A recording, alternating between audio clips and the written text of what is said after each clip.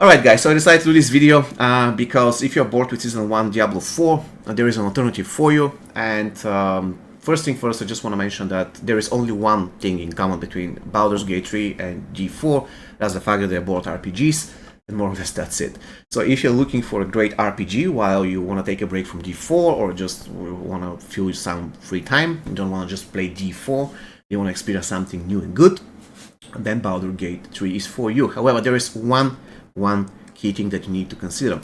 This game is not an easy game, so if you're thinking that you're going to play this game turning off your brain, just slaughtering monsters, this is not the game for you. For instance, I'm playing on the easiest difficulty, and probably it's some skill issue, I don't know. I never played Baldur's Gate any installment before this one. However, I played turn-based RPGs before. But anyways, what I'm saying is that I'm getting my ass kicked, even on the easiest difficulty.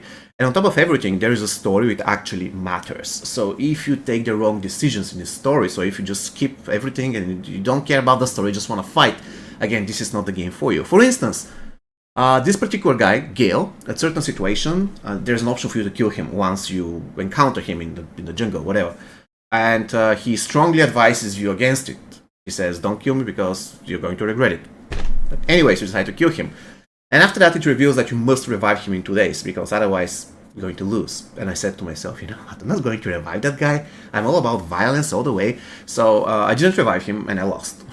You just lose the game if you don't revive him in 2 days. So there's certain elements in the story that you shouldn't ignore, so you have to pay attention to the story. It's incredible.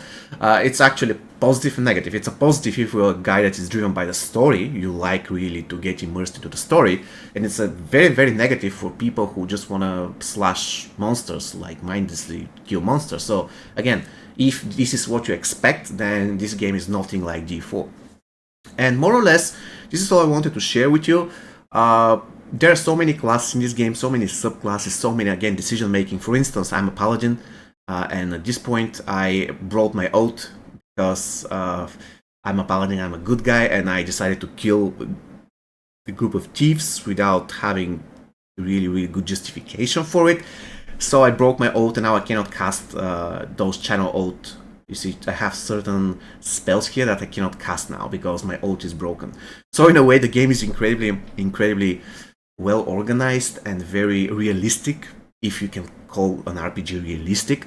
But at the end of the day, again, this is a positive and a negative. So be prepared for that.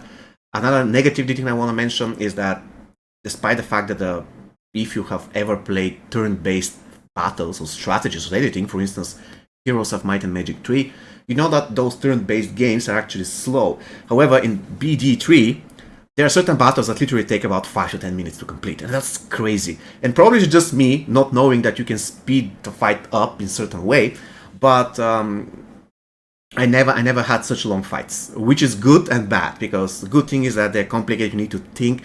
Bad thing is at certain situation, you just need time to finish, let's say, the remaining 2 or 3 monsters, and like, you know that you're going to kill them, but you cannot speed it up, so it's a little bit annoying. Another thing that's a little bit annoying for me is the fact that the camera, I still cannot handle the camera. There's 2 main camera angles, let's go that way. The first one is this one, so you're basically going here and you can take a look. Also, you can speed up. Actually, you cannot speed up, but you can take a look what's following you in the front, in the sides. So you can see my characters are right here, and I can turn around and see what's right here. So that's weird. That's really weird. Another thing is that you can watch your characters from the top, which is basically the fighting camera if you want to tango, if you want to basically turn it on. And more or less that's it. I don't really want to make a huge long video about Baldur's Gate 3. I just want to mention that there are certain similarities, certain not similarities with Diablo 4. So if you want to spend 30 minutes, an hour after work, just turn off your brain, kill monsters, then this is not the game for you. However, if you just want to find a game that has really, really great story, no purchases, no monetization, anything, a single player RPG that has great story, requires you to think, and if you're bored from Season 1, you want to experience something new, then I would strongly recommend to purchase and install Baldur's Gate 3. It's one of the best RPGs I've ever played. See you next time, guys. Take care.